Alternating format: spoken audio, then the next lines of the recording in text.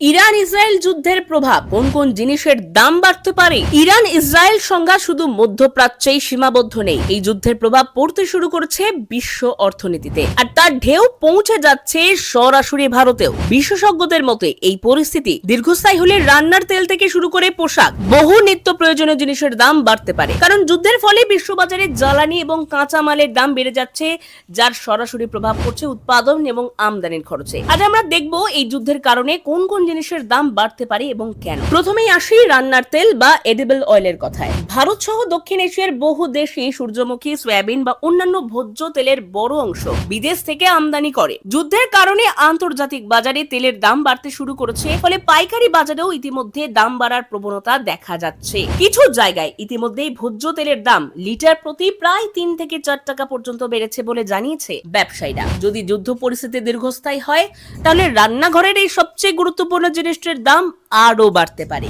দ্বিতীয়ত, এই সংঘাতের সবচেয়ে বড় প্রভাব পড়ছে ক্রুড অয়েলের বাজারে। ভারত তার প্রয়োজনীয় তেলের প্রায় 80 থেকে 90% বিদেশ থেকে আমদানি করে, ফলে আন্তর্জাতিক বাজারে দাম বাড়লে তার প্রভাব কিন্তু সরাসরি ভারতের ওপর পড়ছে। যুদ্ধের জেরে বিশ্ববাজারে অপরিশোধিত তেলের দাম দ্রুত বাড়ছে। এর ফলে ভবিষ্যতে পেট্রোল, ডিজেল, এলপিজি গ্যাস এবং অন্যান্য জ্বালানির দাম বাড়ারও আশঙ্কা রয়েছে। এর প্রভাব শুধু যানবাহনের খরচেই নয়, পরিবহন খরচ বাড়ার ফলে অন্যান্য পণ্যের দামও বাড়তে পারে। অনেকে ভাবছেন পোশাকের সাথে যুদ্ধের সম্পর্ক কি? আসল কারণ রয়েছে এখানে।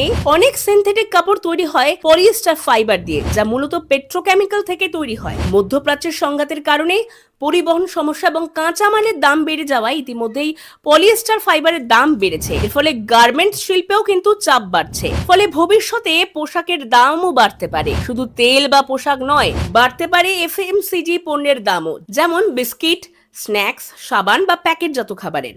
কারণ এইসব পণ্য তৈরির ক্ষেত্রেও জ্বালানি, প্লাস্টিক প্যাকেজিং এবং পরিবহন খরচ গুরুত্বপূর্ণ ভূমিকা রাখে। যদি ক্রুড অয়েলের দাম বাড়তে থাকে, তাহলে অনেক কোম্পানির পণ্যের দাম বাড়তে পারে বা একই দামে প্যাকেটের পরিমাণে কমিয়ে দিতে পারে। বিশেষজ্ঞরা বলছেন, জ্বালানির দাম বাড়লে শুধু ভোক্তা পণ্য নয়, শিল্প উৎপাদনেও তার প্রভাব পড়বে। স্টিল, রাসায়নিক সার, টেক্সটাইল এইসব শিল্পে জ্বালানি এবং পেট্রোকেমিক্যাল বড় ভূমিকা রাখে। ফলে উৎপাদন খরচ বাড়লে শেষ পর্যন্ত তার প্রভাব পড়ে বাজার দরে। এই সংঘাতের কারণে ভারতের অর্থনীতির ওপরও চাপ তৈরি হতে পারে। কারণ তেলের দাম বাড়লে আমদানির খরচ বাড়ে, যার ফলে মুদ্রাস্ফীতি বাড়তে পারে এবং রুপির ওপরও চাপ পড়তে পারে। দীর্ঘদিন যদি এই পরিস্থিতি চলে, তাহলে বাজারে আরো বড় অর্থনৈতিক প্রভাব পড়ার আশঙ্কা রয়েছে। সব মিলিয়ে বলা যায়, ইরান ইসরায়েল যুদ্ধের প্রভাব শুধু যুদ্ধক্ষেত্রেই সীমাবদ্ধ নয়, এর প্রভাব পৌঁছে যাচ্ছে সাধারণ মানুষের দৈনন্দিন জীবনে। রান্নার তেল থেকে পোশাক, জ্বালানি থেকে প্যাকেটজাত পণ্য, বহু জিনিসের দাম বাড়ার সম্ভাবনা তৈরি হয়েছে।